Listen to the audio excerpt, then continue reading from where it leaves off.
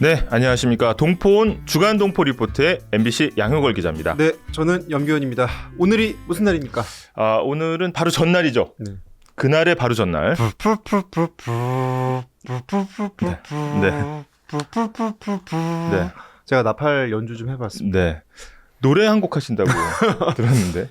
노래보다 이게 연주가 오늘은 땡겨서. 네. 오늘 어쨌든 성탄 분위기 물씬 나는 오늘. 네. 저 의상도 약간 크리스마스 느낌. 아주 약간만 좀 분위기를 냈고요. 네. 다들 따뜻한 연말 보내고 계신지 모르겠습니다. 네. 우리 전 세계에 계신 주간 동포리포트 시청자분들, 네. 재외동포분들께서도 따뜻한 연말 보내시길 바라면서 네네. 오늘 좀 시작을 해보죠. 하나 소개해드릴게요. 국내 고궁박물관에서는 이색 크리스마스 트리를 설치했다고 합니다. 바로 이거죠. 네, 바로 지금 보시는 바로 이 사진입니다. 이게 뭡니까? 어떤 걸 좀 오마주한 겁니까, 이건? 네, 이게 십장생도라고 네, 해서 발음 조심하시고. 네. 십장생도. 장수하는 우리 전통적인 그 상징들이 있잖아요. 네. 거북이, 소나무 뭐 등등 네. 그런 것들을 가지고 이렇게 크리스마스 분위기를 연출했다고 하는데 이게 십장생도가 원래는 이제 왕의 하사품이었다고 합니다. 그렇죠. 그래서 이제 신하들의 어떤 무병 장수를 기원하면서 네. 십장생도를 이렇게. 뭐 무병장수 기원하는 게 이제 일을 더 오래 하라는 얘기죠. 네. 그리고 또 아프지 말고 모든 신하에 또 무병 장수를 또 원한 건 아니었을 거다. 그래. 또 네. 또 정치를 하다 보면은. 네. 그래서 잘 보면은 이 로돌프 썰매가 아니고 네. 임금이 타던 가마입니다. 보세요, 가마죠. 그리고 네. 소나무에도 잘 보면은 뭐 댕기, 복주머니 이런 거 좀 달려 있어요. 그래서 그러니까 소나무에 이제 어떻게 보면 크리스마스 전통적인 장식 대신에 버선 장식, 네. 그다음에 썰매 대신 가교 이렇게 배치를 한 십장생도입니다. 크리스마스가 서양의 문화임엔 분명하지만 네네. 이렇게 또 한국적인 색채를 얹으니까 네. 또 따뜻하고 보기 좋은 연말을 만들어 주는 것 같습니다. 네. 오늘 주간 동포 리포트도 이렇게 십장생 그림처럼 풍성하게 준비하지 않았습니까? 네, 크리스마스 특집 이제 시작하겠습니다.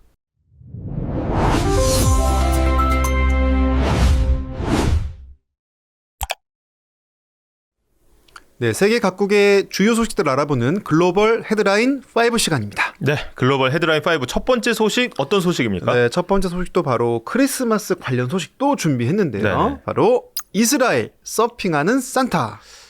공군기로 선물 투하 뭐 이런 소식. 이건 뭘까?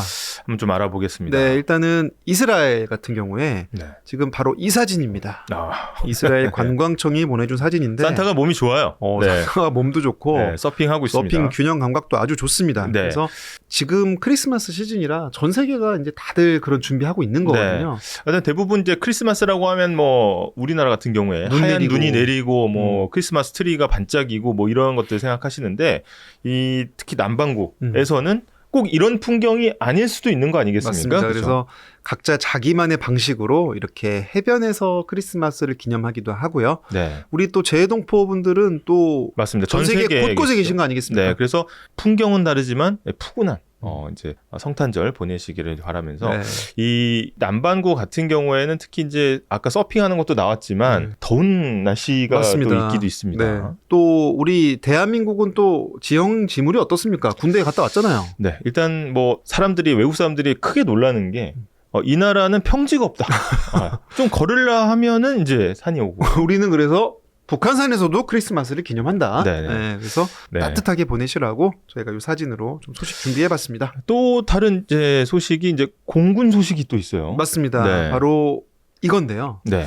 이거 뭡니까? 네, 지금 저기 보이는 이제 해변이 이제 괌입니다. 괌. 네. 이제 괌 지역에 음. 이제 미국 앤더슨 공군기지에서 이제 크리스마스 공수작전이라는 게 펼쳐졌거든요. 네. 거기에 대한민국 공군이 이제 주요 물자들을 이제 공수하는 네. 크리스마스 작전을 시행했다는 네, 소식입니다. 우리나라도 함께 참여했다는 소식이 들어와서 네네. 공개된 사진 또 공유해 드렸습니다. 네. 헬멧 위에 빨간 모자를 쓰는 걸로 대신했지만 네네. 또 나름의 기념을 열심히 하고 있다. 이렇게 봐주시면 되겠습니다. 네. 두 번째 소식은 어떤 소식입니까? 네, 두 번째 소식은 바로 트럼프 취임 1주년 연설이 되겠습니다. 네. 이게 이제 미국 상황이 지금 굉장히 혼란스럽죠? 이 미국이 혼란스러우니까 네네. 전 세계가 영향을 연쇄적으로 받는 그런 국면입니다. 지난 17일에 17분간 대국민 연설을 했는데 뭐 여러 가지가 있었습니다. 미군 장병 뭐 특별금 지급한다. 그다음에 뭐 발전소 건립 뭐 전망, 그다음에 차기 연준 의장도 거론했고요. 불안하게 느껴지는 거는 어떻게 보면 내년 11월에 중간 선거가 있지 않습니까? 맞습니다. 그걸 또 준비하는 거다 이런 관측이 또 많습니다. 미국은 선거가 4년마다 있고요. 그다음에 이제 하원 의원 같은 경우는 2년마다 합니다. 그렇다 보니까 임기 중간에 한번 선거를 딱 치르게끔 설계가 딱 돼 있어요. 우리나라는 5년 막 4년 하니까는 중간중간 만났다 안 만났다 왔다 갔다 하는데 미국은 딱 4년 사이사이마다 선거를 합니다. 그래서 중간 선거를 영어로 이제 midterm 이제 election이라고 해서 중간에 선거를 하다 보니까 당연히 이건 어떤 성격을 가지겠습니까? 중간 평가의 성격이 그렇죠. 되겠죠. 지금 너 잘하고 있는지 임기 절반에 한번 판단을 묻겠다 이런 성격이 있거든요. 현재 어쨌든 객관적인 지표는 지지율이 30%대, 물론 39%이긴 하지만은 최근 여론조사에서 그렇게 아주 높진 않은 지지율을 보이면서 아무래도 많은 언론들이 중간 선거를 의식한 여러 가지 정책들을 좀 맞습니다. 소개했다 이렇게 좀 강조하고 있어요. 근데 적극적으로 방어에 나섰는데 물가, 특히 이제 물가가 고공행진한다라는 비판에 대해서는 소비자 물가 지수 CPI로 봤을 때 그렇게 높은 수준 아니다. 뭐 이렇게 얘기를 하기도 했고요. 최근에 또 금리를 또 낮추지 않았습니까? 맞습니다. 금리를 낮췄지만 사실상 금리는 또 올랐다 이런 얘기도 있습니다. 맞습니다. 그래서 사실은 이제 우리가 이 뉴스를 주목할 수밖에 없는 건 또 한국 경제가 또 미국 경제랑 굉장히 밀접하게 연동되어 있기 때문입니다. 네네. 특히 더군다나 트럼프 정부에서 미국의 이익을 위해서 더욱더 지금 많은 정책들을 강조하고 있거든요. 여기 보시면은 뭐 군 장병들한테 우리 돈 한 260만 원 주겠다부터 해가지고 발전소 건설, 공장 건설, 일자리 창출 이런 것들이 사실 전체적으로 보면은 달러를 다 빨아들이는 네네. 그런 정책이란 말이죠. 달러뿐만 아니라 이제 생산 자체를 이제 미국에서 해서 일자리를 미국 내에서 늘리겠다라는 기조가 이제 전 정부부터 계속 이어졌고요. 투자를 어떻게 보면은 사실상 강요하는 부분도 있지 않았습니까? 네. 그래서 이 많은 이제 한국 기업인들도 미국에 건너가서 이렇게 투자를 약속하고 풀려나는 그런 모습들을 이제 많이 보여줬었습니다. 네, 그렇다 보니까 우리 기업들은 미국에 공장을 지어야 된단 말이에요. 그러니까 당장 달러가 많이 필요하고 네. 그러니까 달러를 또 많이 쌓아두게 되고 이러니까 우리나라 환율은 또 올라가고 네. 환율이 올라가니까 물가는 또 오르고 환율이 올라가면 물가가 왜 오르는 건가요? 자급자족 경제에서는 전혀 상관이 없는데 우리나라처럼 수입을 많이 하는 나라일수록 이제 물건을 사올 때 달러로 결제를 해야 되기 때문에 환율의 어떤 상승, 그러니까 평가 절하는 굉장히 악영향을 미칩니다. 우리나라 맞습니다. 경제에. 일단은 뭐 먹거리, 밀가루, 그다음에 우리 과자 만들 때 쓰는 파뮤 같은 기름 다 달러로 사오는 거고요. 맞습니다. 그다음에 우리 자동차 끄는 기름도 어떻습니까? 맞습니다. 이제 뭐 가스라고 하죠. 가솔린. 발음 살짝 좀 불린 것 같은데. 가스. 네, 가스. 근데 이것도 사실은 이제 자동차에 넣는 것뿐만 아니라 일상생활에 또 석유가 안 들어가는 제품이 없습니다. 그래서 이런 것들은 이제 가공품 물가를 끌어올리면서 전반적인 물가 상승을 이어나갈 수밖에 없다라는 거죠. 네, 그래서 이 미국의 행보가 더 좀 주목이 되는 이유가 우리나라 입장에서 이런 부분이 되겠습니다. 미국도 돈을 좀 더 풀면서 완화적으로 갈 가능성이 높은데 그러면 미국 물가를 좀 끌어올릴 수도 있다. 이런 우려 함께 나오고 있습니다. 네, 다음 소식 알아볼까요? 다음 소식은 인도네시아로 가봅니다. 인도네시아 문화 소식이죠? 네, K-팝 소비 1위 인도네시아 공연 굿즈 여행까지 확장 이런 소식입니다. 예, 이게 이제 우리가 사실 영국에 다녀오신 적이 있잖아요. 영국의 K-팝은 어떻습니까? 영국의 K-팝 제가 있었던 때가 2019년, 20년이었는데 아이가 학교 갔다 오더니 어깨가 하늘로 치솟았어요. 이렇게 이러고. 그래서 무슨 일이냐 했더니 수업을 하다가 댄스 시간이 있답니다. 수업에 체육 시간 같은 거네, 일종의. 약간 이제 그런 건데 그 댄스 수업의 배경음악으로 BTS가 나온 거예요. 다이너마이트 뭐 이런 거. 그런 거 나온 거죠. 이게 영어 가사랑 한국 가사랑 섞어 있다. 근데 그 한국 가사를 이해할 수 있는 사람 누구다? 우리 애밖에 없어. 한국. 그러니까 애들이 이제 와서 물어보고 하는 게 사실 저는 좀 이렇게 믿겨지지 않을 정도로 이제 런던 한복판에서 우리 아이가 런던에서 어깨가 올라갔잖아요. 네. 근데 인도네시아 가면 어깨가 빠져요. 너무 올라가서. 왜냐? 네. 인도네시아가 요즘 K-팝 소비가 장난이 아닙니다. 지금 미국 같은 이제 영미권 대표적인 시장의 미국도 K-팝 청취 비중이 한 10% 남짓. 근데 인도네시아 어떻습니까? 거의 18.5%입니다. 거의 5분의 1 정도 되잖아요. 5명 중에 1명 정도. 그럼 미국보다도 높은 거고, 그죠? 네. 한국보다도 높은 수준. 한국보다 높아요. 네. 네, 그리고 월 평균 청취 시간을 보면은 한 달에 22시간. 이거 어마어마한 겁니다. 어마어마합니다. 일단은 네. 주말 8일 빼면 딱 22일 남아요, 평일에. 그럼 매일 1시간씩 노래 듣는다는 얘기예요. 이게 또 굿즈라든지 다양한 또 어떤 시장을 형성하면서 소비로 이어지고 있다고 사실 해요. 이거는 자연스러운 거일 수밖에 없습니다. 근데 팬덤이 형성이 되면은 당연히 이제 공연이나 굿즈로 또 확대가 되는 건데 또 여행까지 확장된다는 건 또 한국을 찾는다 이런 얘기 맞습니다. 아니겠습니까? 이제 또 한국에 와 보시기도 하고 지금 보시면은 뭐 이런 겁니다. 지금 이제 코트라 자카르타 무역관에서 제공해 주신 이미지인데요. 지금 보면은 이제 아예 막 여행 상품 같은 것도 나오고 문화의 힘이 대단한 것 같습니다. 그렇죠? 네, 맞습니다. 김구 선생이 꿈꿨던 시대가 온 게 아닌가 싶어요. 너무 지금 너무 과거로 갔어. 네, 그래요. 너무 과거. 김구 선생님께 영상 편지 하나 보내주세요. 네, 선생님 접니다. 예. 저희가 사실 이제 그 문화 강국, 그래서 멀게만 느껴졌던 문화 강국이 굉장히 가깝게 느껴지는 소식을 전하고 있습니다. 선생님도 많이 기뻐하고 계시겠죠. 자랑스러워하시겠죠. 네, 앞으로도 이런 한류 문화를 더 확산할 수 있도록 저희 주간동포리포트도 열심히 노력하겠습니다. 바로 다음 소식 가보겠습니다. 네. 반도체 관련 소식입니다. 바로 뭐냐? 검은 반도체. 검은 반도체. 네. K김이 올해 수출이 역대 최대다. 또 우리 외교 당국의 고민거리 뭡니까? 지금 관세 문제 해결하려고 난리가 났어요. 네네네. 근데 얘는 해당이 안 된다. 해당이 안 됩니까? 관세를 안 받겠다고 했습니다, 미국. 네네네. 이거 뭡니까 이거? 이게 김은 맘대로 먹겠다 이거죠. 그렇죠. 네, 그래서 사실 김 같은 경우에는 또 미국 내 생산이 안 되는 또 맞습니다. 이게 환경적인 면도 있기 때문에 미국이 15% 부과하던 김에 대해서 0%로 관세를 면제를 했습니다. 그래서 지난 11월까지 대미 김 수출액이 2억 2,800만 달러. 그래서 1년 전 같은 기간에 비해서 거의 16% 증가했다고 합니다. 네, 지금 전 세계 김의 70%가 한국산이라고 하니까 네네. 사실은 뭐 김 한류라고 해도 사실 과언이 아니다. 네네. 이렇게 볼 수가 있겠고 사실은 이게 그 우리하고 김을 이제 소비하는 포지션이 좀 다르다고 해요. 네, 우리는 어떻습니까? 이제 어떻게 밥 반찬으로 소비를 하는데 이거를 아예 이제 미국 진출을 할 때 건강 스낵화해서 진출했기 때문에 사실 그 전략이 좀 주요했다고 합니다. 그래서 우리처럼 뭐 밥을 주식으로 하지 않는 나라에서 김 왜 이렇게 많이 먹냐 하지만 뭐 술안주라든지 아니면 건강 스낵으로 이제 소비를 하다 보니까 이렇게 미국 내 소비도 크게 늘었다라는 이제 해석이 나오고 사실은 있습니다. 뭐 그 전에 미국에서 냉동김밥 붐 일어가지고요. 김밥도 인기를 많이 끌었고 네. 사실 이것도 좀 한류의 일종이라고 저희는 봅니다. 네네. 김 맞습니다. 한류. 네, 지금 저희가 어쨌든 달러 수급이 많이 어렵잖아요. 최근에. 네네. 근데 김만큼은 외화를 많이 효자다. 벌어들이는 효자 종목이다. 효자다. 이렇게 볼 수 있겠습니다. 박수 한번 주시죠. 네. 마지막 소식 보죠. 네. 바로 러시아 우크라이나 전쟁 관련 소식입니다. 네.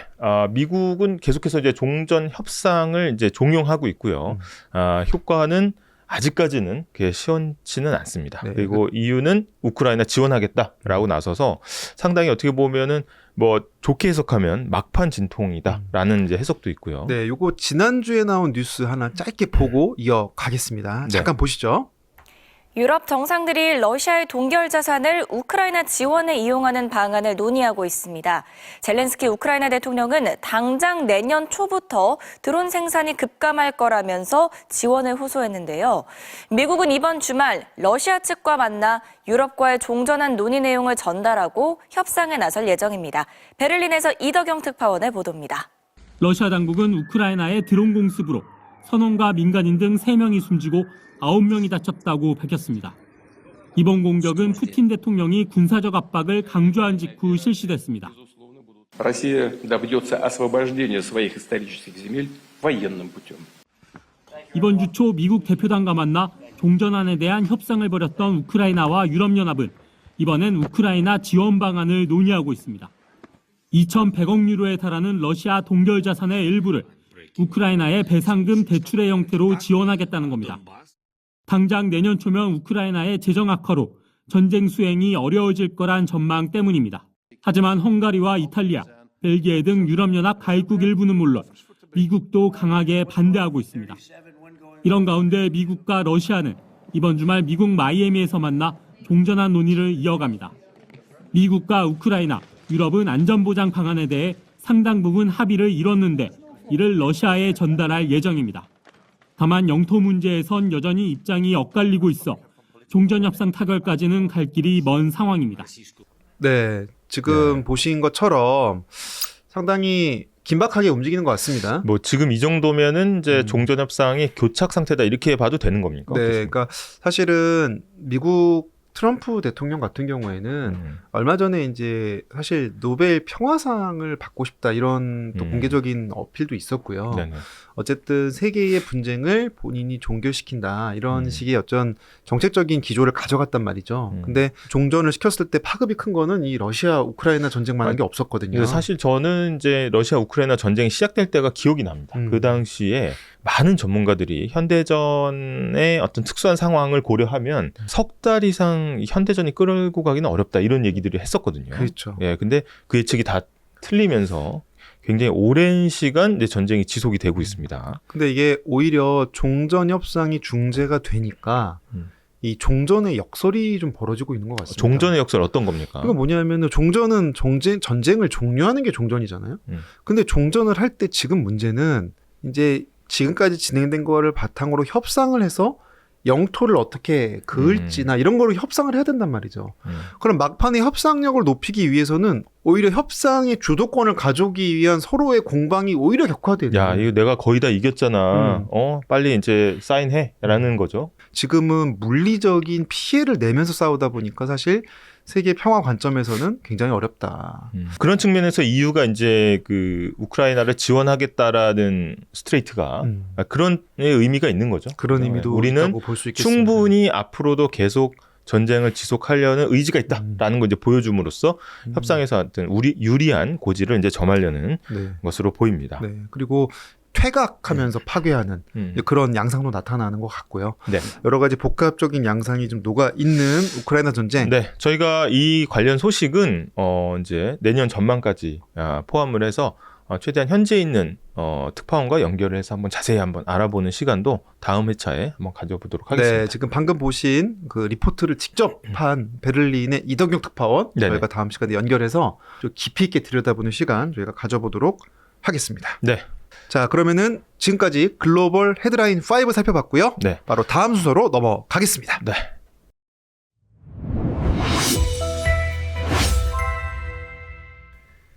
네, 글로벌 피플 스토리 시간입니다. 크리스마스 특집이라서 이제 특별한 분 모셨는데 크리스마스가 또 어떤 날입니까? 기독교에서는 이제 예수의 탄생일로 기념하는 날 아니겠습니까? 네. 그리고 또 이 기독교가 또 우리나라하고도 또 역사적으로 많이 이제 관련이 돼 있고요. 또 이런 어떤 이제 초기 우리 선교하셨던 분들의 대를 이어서 계속해서 사랑을 이제 실천하시는 분을 오늘 모셨습니다. 네, 저희가 킨슬러 재단에 계시는 신영순 선교사님 모셨는데요.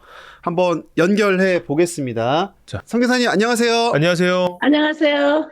네, 선교사님 어떻게 미국에서 지금 접속 중이신데 간단히 자기소개 좀 부탁드리겠습니다. 네, 제 한국 이름은 신영순이고요. 제가 68년도 킨슬러 목사님하고 결혼하면서 수 킨슬러로 불리고 있습니다. 네. 이 선교사님, 저희가 이제 아까 소개를 할 때 대를 이어서 이제 사랑을 실천하고 있다 이렇게 말씀드렸는데 이게 거슬러 올라가면 거의 뭐 1900년대 초까지 가는 거 아니겠습니까? 네, 저희 시아버님은 1928년에 평양으로 오셨는데, 그 전에 1922년, 23년에 큰 누님 두 분이, 한 분은 서울, 한 분은 대구에 1922년, 23년에 오셔서 선교사를 시작하셨고, 또 저희 시아버님은 1928년에 평양에 오셔서 평양신학교하고 또 평양의 그 숭실대학교에서 영어하고 성경을 가르치셨습니다. 거리에 그때 일제시대였는데 이제 식민지 시대였는데 그때 이제 그 거리에 학교 가지 못하는 부르 청소년들을 그 야학을 교회를 빌려서 또 그 신학생 또 숭실대 학생들을 저녁에 와서 학생들을 가르치게 해서 성경 구락부를 창설하신 아주 유명한 분이십니다. 시아버님이 1930년에 시어머니 시아버님이 평양에서 결혼식도 하시고 또 우리 큰 신우 저희 남편의 누님도 평양에서 1932년에 태어난 집안입니다. 그리고 저희 캔슬러 목사님 남편은 작년에 9월에 소천하셨는데 1934년에 평양에서 태어나서 7살까지 평양에서 크셨고 또 거의 평생을 대학교, 신학교만 미국서 하시고 한국에서 보내셨고요.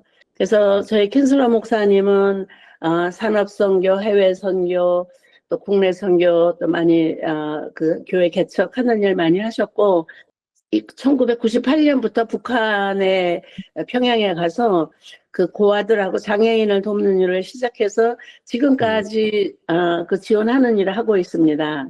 특히 이제 또 장애인 또 선교에 굉장히 또 집중하고 계시다고 해서 어떻게 또 장애인 선교를 시작하게 됐는지 좀 들을 수 있을까요? 네, 저희가 아들 둘, 1970년, 71년에 아들 둘 낳았는데 아주 건강하게 잘 컸다가 또 제가 77년에 딸을 낳았는데 그 딸이 3개월 후에 열 감기로 아주 심하게 고열로 그 아이 뇌에 손상이 와서 그 정신지체 장애인이 됐습니다. 저는 그때부터 그 지체장애인들 그 순천 애양재활원 병원에서 수술받고 애양기술원에서 양재 기술을 배우는 지체장애인들하고 이제 친구가 돼서 또 제가 우리 딸을 생각해서 그 부모님들 생각하니까 그 얼마나 힘든 그 부모님들의 그 장애인 자녀를 시골에서 키우는 게 얼마나 힘든 것인지 그래서 그 장애인을 돕다가 너무 심한 장애인들이 일하고 싶어도 일할 수 없는 장애인들이 있었어요. 그래서 그 장애인들을 일할 수 있는 곳을 찾아 기도하면서 10년 동안 기다리다가 그 강북구 번이동 그 영세민 임대 아파트 501동에 2층에 156평을 무상으로 받아서 거기에 그 장애인 그 양재 기술 작업장을 세우게 돼서 거기서 7년 동안 제가 그 원장으로 일하다가 그 복지관은 지금 서울 온누리 교회에서 지금까지 운영을 하고 있는데요. 아니 너무 많은 일을 해주셔서 그냥 쭉 나열만 해주셔도 정말 너무나 많은 이야기들이 있는 것 같습니다. 거의 뭐 산 역사라고 해도 뭐 과언이 아닌데 매년 올림픽 열릴 때마다 바쁘시다고 들었거든요. 올림픽이랑은 무슨 관련이 있으신 걸까요? 제가 98년도에 미국 단체랑 그 평양에 처음으로 가게 됐습니다. 2005년도 북에서 이제 장애인들 돕는 조선 장애자 그 협회를 만나게 돼서 그 북한에도 187만 명의 그 장애인들이 있는 것을 알게 돼서 통일부 지원금을 받고 그 북의 고아들 장애인들을 많이 돕는 일을 하게 됐습니다. 제가 북의 그 장애인 체육, 예술, 직업재활, 또 보장구 제작하는 그런 일들을 이제 그 협력하는 또 목사님들께 협력하면서 그 일을 지금까지 그 장애인을 지원하는 일을 하고 있습니다. 그래서 2012년도에 최초로 런던 장애인 올림픽에 북에서 최초로 참가를 하게 됐고요. 그리고 2014년에 인천 아시안게임에 북에서 또 26명이 내려왔습니다.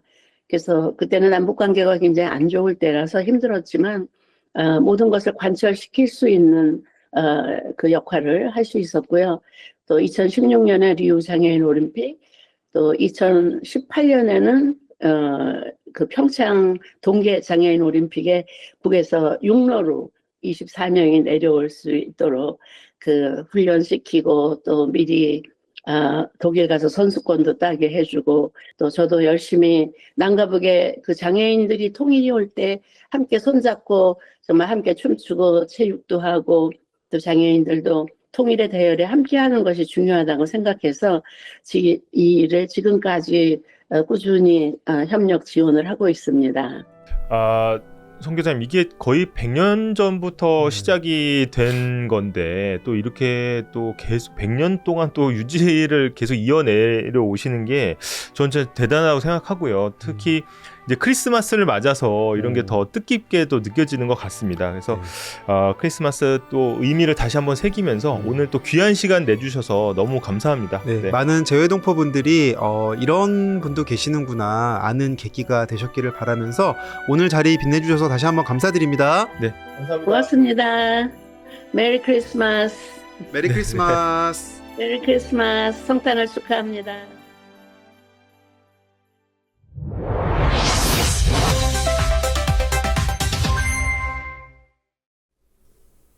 네.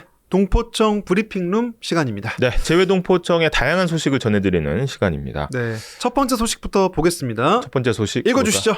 네, 재외동포청 영주 귀국 사할린 동포의 위문품을 전달했다는 소식입니다. 네, 사실은 고국을 또 모처럼 찾았을 때 또 따뜻한 환대만큼이나 또 좋은 게 없겠죠. 맞습니다. 지금 사진 보시면은 지난 12일이었습니다. 이렇게 영주 귀국 사할린 동포의 연말 위문품을 전달하는 또 따뜻한 시간을 가졌다는 소식입니다. 네, 김경협 청장님이 약 750명의 귀국 사할린 동포가 거주하는 경기 안산시 고향마을을 찾아서 위문품을 직접 전달했다는 소식입니다. 네, 다시 한번 또 연말 건강하게 보내십사 네. 저희도 함께 좀 덕담을 건네보겠습니다. 네네. 다음 소식 보겠습니다. 다음 소식 읽어주시죠. 이달의 재외동포는 오기문 씨로 선정이 됐습니다. 일단 오기문 그 성함이 좀 생소한 분들도 많으실 것 같아요. 네네네. 사진 잠깐 보시면은 여성이시죠? 네. 12월의 재외동포 오기문님 어떤 분이실까요? 전 제일 대한부인 회장님이셨고 제일 민단을 결성하고 제일 대한부인의 창립 등 제일 동포 사회 조직화에 이제 기여한 분입니다. 그뿐만 아니라 사할린 무이탁 노인을 위한 양로원 설립 등 좋은 일 이런 많이 좋은 하셨네요. 활동을 꾸준히 이어오신 분이라서 이달의 동포상으로 재외동포상으로 선정이 됐습니다. 사실은 우리가 뭐 이달의 독립운동가 이런 거는 많이 보신 적 있으실 테지만 이달의 재외동포가 있는 줄은 잘 모르시는 분들 많아요. 맞습니다. 근데 세계 곳곳에서 또 우리 한 민족을 위해 헌신하시는 또 훌륭하신 재외동포 분들을 이렇게 기리고 있기 때문에 매달 한번 주목해 주시면 좋을 것 같고요. 네, 저희가 또 매달 전해드릴 거죠? 맞습니다. 홈페이지 들어가시면은 이달의 재외동포 그리고 역대 재외동포상을 수상하신 분들에 대한 정보를 충분히 얻으실 수 있을 겁니다. 네, 다시 한번 오기문님 감사하다는 말씀 드리면서 다음 소식 넘어가겠습니다. 네, 다음 소식. 외교부 코이카 무상원조 통합 플랫폼화 강화 방안과 코이카 책무성 강화 방안을 발표했다는 소식입니다. 요거는 사실은 두 가지 의미가 있습니다. 첫째, 재외동포분들에게는 좋은 일이다. 네. 일 많이 하겠다는 거니까. 네네네. 반면 코이카 분들에게는 어떻습니까?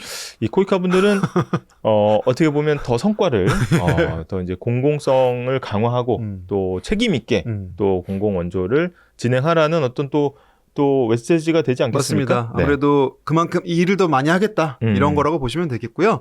코이카가 어떤 데인지 잘 모르시는 분도 있을 것 같아요. 네, 코이카는 이제 한국국제협력단이라는 뜻입니다. 그래서 무상원조, 대외 무상원조나 아니면은 이제 여러 가지 이제 기업들이 원조를 할 때 교두보로서 활약할 수 있는 이제 단체인데 어떻게 보면 비슷한 이제 기업 지원 단체로 코트라도 있습니다. 코트라 네. 무역투자진흥공사인데 네네. 이제 해외에서 또 지사화 사업도 하면서 우리 기업인들 많이 돕고 있습니다. 네. 그래서 예, 우리도 사실 경제 발전을 하면서 외국으로부터 많은 원조를 받았던 게 맞습니다. 이제 힘이 됐잖아요. 그리고 한국도 이제 경제적인 위상으로 보면 뭐 10대 강국에 들기 맞습니다. 때문에 무상 개발도상국이 어떤 사회 경제 발전을 지원하는 단체가 되겠습니다. 네. 마지막 소식 가보겠습니다. 네. 바로 마지막 소식 읽어주시죠. 자, 2025년 외교부 공공데이터 대국민 수요조사가 진행 중입니다. 네, 뭐 공공데이터의 중요성이야 다들 아실 테고 다만 이제 외교부 같은 경우에는 아무래도 좀 생소하실 수는 있을 거예요. 외교부의 공공데이터는 어떤 것들이 있지? 그렇다 보니까 외교부가 직접 이제 공공데이터에 대한 대국민 수요를 조사합니다. 네. 기간은 언제까지입니까? 자, 12월 31일까지, 그러니까 2025년 말일까지입니다. 네, 50명에게 모바일 기프티콘 10,000원. 네, 이런 부분이 되게 좀 또, 네.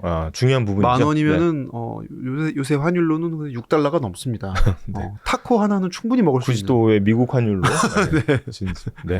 그래서 이 QR코드를 통해서 어렵지 않게 설문 참여하실 수 있다고 하니까요. 네네. 수요조사 응해주시기 바라고 지난 시간에 저희가 잠깐 소개했었던 만족도 조사도 있습니다. 네, 이것도 12월 12월까지. 예, 계속 조사가 되고 있기 때문에 1인당 한 번만 뭐 응할 수 있지만 어쨌든 재외동포 정책에 대해서 만족도를 참여하면은 또 서비스가 또 좋아지는 거 아니겠습니까? 맞습니다. 저는 하고 싶어도 못해요. 재외동포만 한다. 네. 그런데 공공데이터는 저도 할 수 있습니다. 네. 그래서 저도 하려고 합니다. 네. 그래서 많이 참여해 주시기를 다시 한번 부탁드리겠습니다. 네. 그 재외동포 정책을 가다듬기 위해서 많은 분들이 노력하시는데 최근에 또 직책 변화가 좀 있었습니다. 네, 좀 좋은 소식이 하나 있다고. 네.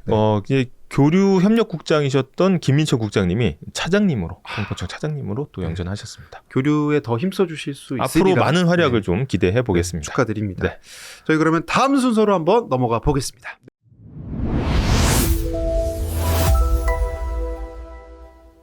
네, Q&A 시간입니다. 지난번에 저희 라이브를 보시고 실시간으로 궁금한 것도 올려주신 분이 계시죠. 네. 어떤 질문이 올라왔는지 한번 보겠습니다. 지금 여기 제임스 최 3910님께서 네.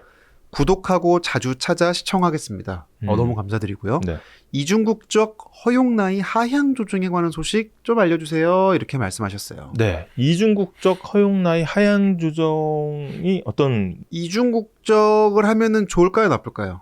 이중국적 하면 유리한 게 또 있겠죠. 아니, 이쪽에도 해당되고 이쪽에도 해당되면 사실은 나쁠 건 없습니다. 물론 이제 국가별 뭐 차이는 있을 수 있겠지만, 근데 우리나라 같은 경우에는 좀 특수성이 있어요. 이중국적 하면 가장 먼저 떠오르는 게 뭡니까? 이 병역 문제가 가장 또 크죠. 너 군대 안 가려고 그러니? 그러니까 사실 이런 시선이 많았고 그렇다고 해서 무조건 금지하는 것도 세계적인 트렌드와 맞진 않아요. 맞습니다. 왜냐하면은 해외에 또 우수한 인재나 또 우수한 자원들을 영입하려면 당연히 좀 유연한 또 인구 정책이 필요하거든요. 안 할 수는 없고 또 필요는 하고 그래서 현재는 나이를 제한하는 조건부 허용을 해왔던 겁니다. 네. 그 나이가 몇 세였던 거죠? 지금은 65세로 돼 있는데 지금 이재명 대통령이 10월 2일 세계 한인의 날 기념식에서 이런 이야기를 했습니다. 복수국적 허용 연령을 낮추고 재외국민 투표 개선 제도 개선을 위해서 지혜를 모으겠다 이런 이제 발언을 했거든요. 네. 재외동포 중에서도 그냥 현지 국적만 취득한 분들도 있단 말이죠. 이런 분들이 모국 혹은 부모나 또 조부모의 모국인 대한민국의 이중국적을 허용하도록 하자. 근데 네.